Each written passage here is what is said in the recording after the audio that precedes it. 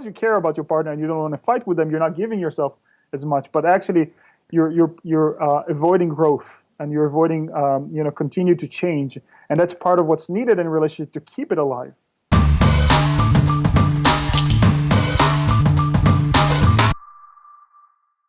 So hi, this is Peter Kowalke. Today we're here with Szekely from the Couple Center in the San Francisco area. Let's talk about chemistry here for a minute. You know, not every, but most couples at one point or another wish that they had more chemistry. What's a couple supposed to do when that chemistry doesn't seem to be there? Mm-hmm. Yeah, well, that's a great question. I mean, and there's a lot of different ways to answer that. And so I'm going to try to make it succinct and kind of just choose few things that are maybe the most important one, right? So one of the things that is very common is actually couples sometimes, or partners sometimes, are not really their full self in their relationship. So it's very common, because you love your partner and you don't want to fight with them. Sometimes what happens is that people avoid certain things. They don't share certain things because they're thinking like, I don't want to rock the boat. Like, if I talk about it, I know this is a difficult topic. We haven't been able to talk about it in the past, so why go there? But this is a slippery slope, because what happens over time, if you don't express yourself, and if you don't kind of bring all of who you are, what you want, what you desire, what you fantasize, what you don't like, if you don't bring that, then you start to feel stifled, and you start to feel distant. And that's one of the reasons why the spark starts to go away. Because instead of growing inside of your relationship, you're going to just keeping the peace, and so things can just get routine.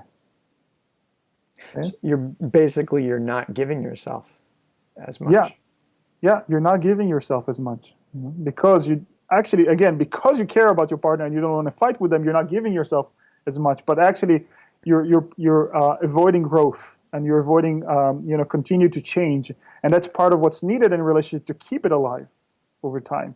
You're not the same person you are today, that you were 5 years ago, and so it's not the same relationship that you have today that you had 5 years ago. So you have to keep learning, keep growing, and keep trying things out, and sometimes that involves taking risks.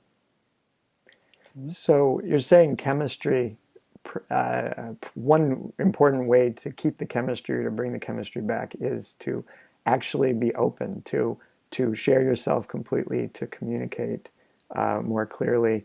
Mm-hmm. How do couples put that into practice? Let's say that right now they've got a relationship that just doesn't have that spark. They're still working together fine, but it just doesn't have that oomph. What can they do? Do you have any exercises that you could recommend that can help a couple rebuild that spark? Right. Yeah, great. I mean, I can think about already two off the top of my mind for you. Okay. One is actually around showing appreciation. It's interesting that sometimes not sharing yourself also includes not sharing the positive things, not just not sharing the negative of what you're not happy, but also not sharing the positive things.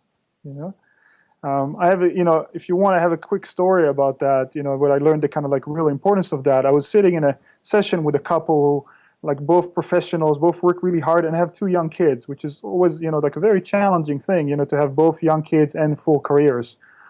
And at a certain point, I felt like the woman, it was a heterosexual couple, the woman does not feel so much appreciated. So I asked the husband, I said, so tell me, what do you appreciate about her? And he said, oh, that's really simple. I said, okay, what is it? And he said, she's just like this superwoman. From one side, she's like this really accomplished professional. She's very highly regarded in her field. On one side, she's this amazing mom, and I just don't know how she does all of this. It's amazing for me.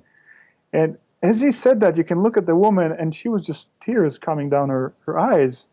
And he was surprised. The guy was surprised. I said, you look surprised. And he said, yeah, and I just asked her, like, you didn't know he's thinking about this, about you? And she said, no, I never knew that.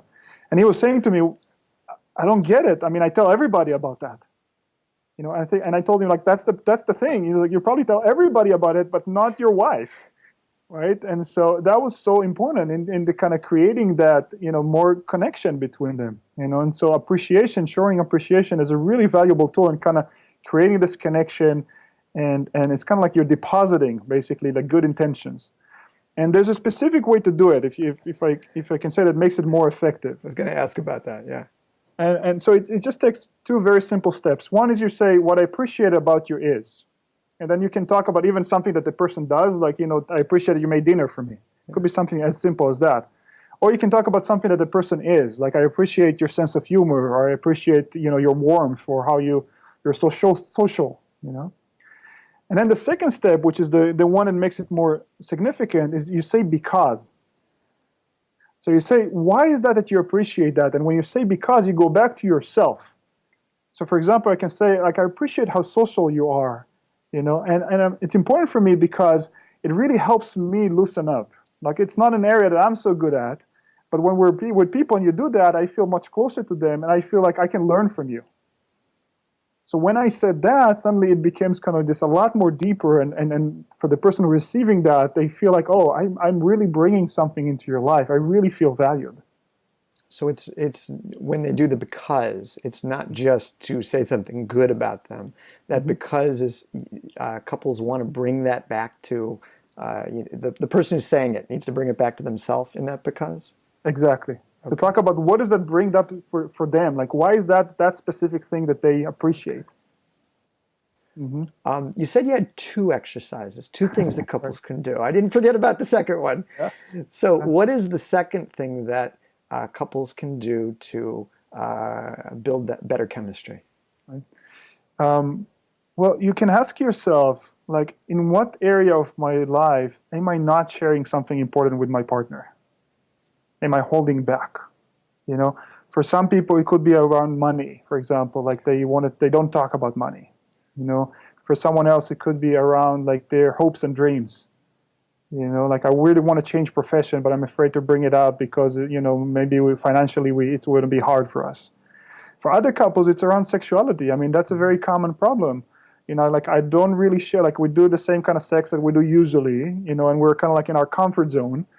And I want to do something different. I want to explore more, but I'm feeling a little afraid, like what if I get rejected? What if you don't like it? What if you don't want to do it? And so I don't really share what are my hopes and fantasies and desires.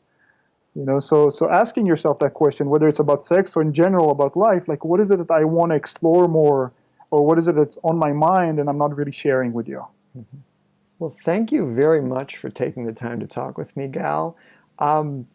You have a series of workshops that you put on several times a year in the San Francisco area.